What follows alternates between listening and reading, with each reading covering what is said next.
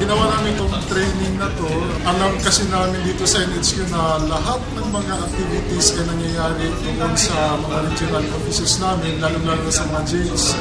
At para malaman ng isang katawan sa bayan kung ano yung mga ginagawa ng BJP, dapat magkaroon ng skill o kalinangan yung aming mga CRS kung paano ito maipalabas o magamit yung magamit yung ating media para malaman na sa bayanan nga kung ano yung mga programa natin. Ay yung nakakaalam lang, karamihan nakakaalam yung dito lang sa BJP kami lang.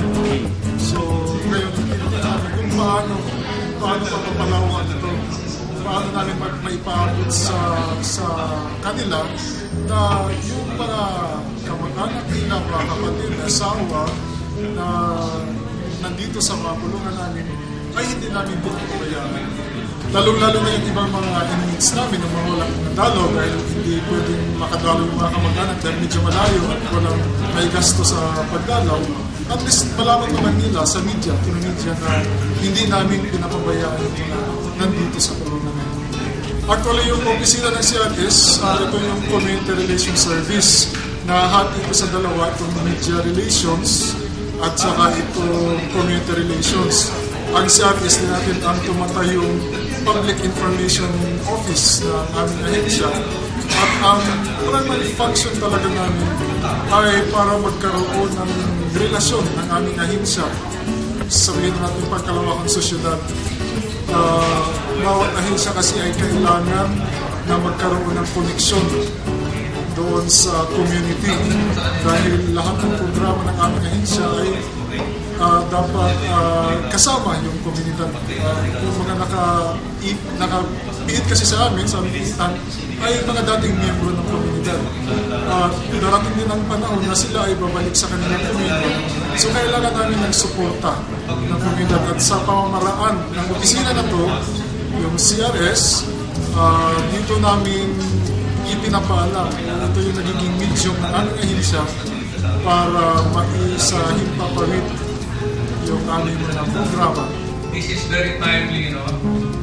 Only a few days ago, nagsisisihan yung law enforcement, other agencies, and the media group. Nagtuturuan kung sino sisisihin. Kasalanan daw ng media kasi masyado silang intrinitido sa pag-aksyon. Sabi naman ng media, kasalanan ng pulis, mabagal din kayong kumilos, no? Siguro itong kailangan natin at this time na talagang we really have to organize our move. As I am telling to everyone, ang media, natatakot tayo. Pero hindi natin dapat katakutan ng media dahil sila ay kaibigan natin. Sila yung dapat makatulong sa atin para may kung ano yung mga gusto natin sa ating serbisyo, sa ating trabaho. Natatakot lamang tayo pag mali ang ginagawa natin, kung mali ang ating gustong sabihin. Pero wala tayong dapat ikatakot pagka ang ating ginagawa ay katulad na sinabi ni Chief Inspector Ruteño na sinusunod natin yung mga chicks. Marami tayong programa sa BJP actually na una-una meron kaming opisina, tinatag namin yung opisina na tinatawag natin na Directorate for Inmates Development. Ito talaga yung opisina na nangangalaga o namamahala sa mga aktibidades ng mga inmates natin. Meron tayong program para sa pamamahala sa kanilang basic needs o programa para sa livelihood, programa para sa religious o yung spiritual needs ng mga inmates natin. Meron din tayong programa kung saan tinutugunan yung pangailangan nila ng mga legal na mga pangailangan, which is yung paralegal services natin. Yung pangkalusugan ng programa natin, at the same time, yung recreational program kasi maraming mga inmates, sila lang yung mga bagong pasok sa mga kulungan natin na medyo meron pang tinatawag na denial. So kailangan natin yung nag-intervention, pinapasukan natin ng mga recreational programs para maalin naman sa atin sa mga kulungan. Ang inaasahan ko lang bilang CRS dito sa National Office ay pagkatapos itong 3 tatlong araw na training namin ay makakatulong sa akin mismo personally, makakatulong yung mga kasamahan ko sa region na nasa sa CRS sa pagpalago o pagpaparin ng aming mga programa. Kasi napakahirap yung nag-isa ka lang dito sa national office kasi usually naman ginagawa namin dito is more on policy making. Lahat talaga ng activities ay nangyayari sa field. So sila talaga yung mga nakakaalam. Kasi artists natin sa field, sa regions, ay nakakaalam kung ano yung mga nangyayari doon.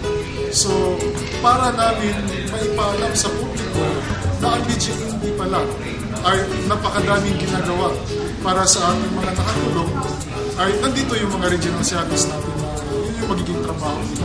Ito yung malaking tulong para magampanan namin ng mas maayos ang aming trabaho bilang community relations officer.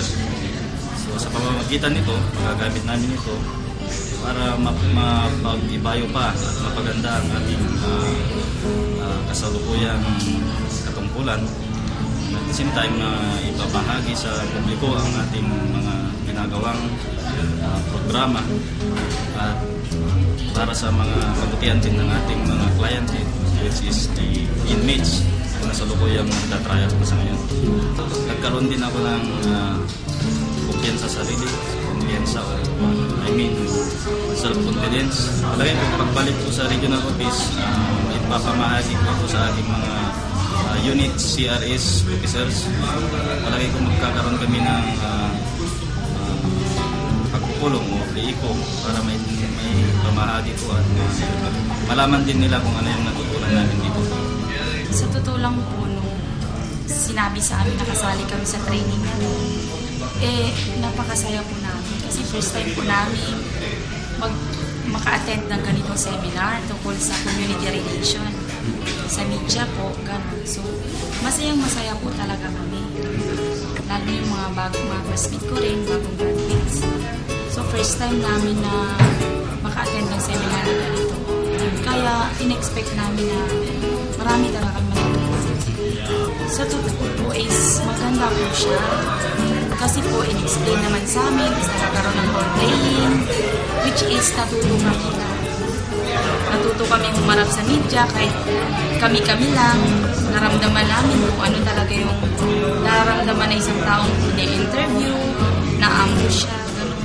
Nagagamit po talaga to siya. Kasi po, hindi po namin alam, balang araw, may interview kami, bigla-biglaan na interview. So, nagagamit talaga namin siya.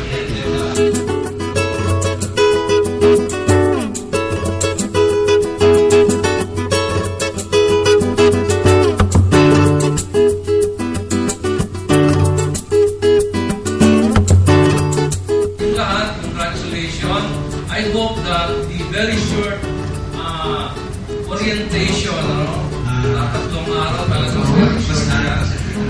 sana marami kayo natutunan on how to handle the media problems. And I hope this will be on to the lowest level para at least all of us have an idea on how to handle the different problems in our life. Araw-araw marami tayong problema, araw-araw nandiyan yung media, binabantayan tayo. In fact, gusto kong pasalamatan ng media dahil nagbabantay sila sa mga performance ng ating officers sa field kasi hindi naman kaya bantayan lahat ng officer natin from the field. So minsan I just rely to the media kung ano ang performance natin. But as a government service, dapat we should always be positive na yung mga negative na narinig natin, ibalik na rin natin, gawin natin positive ito so that we could correct ourselves on all our undertakings. So again, congratulations to all of us.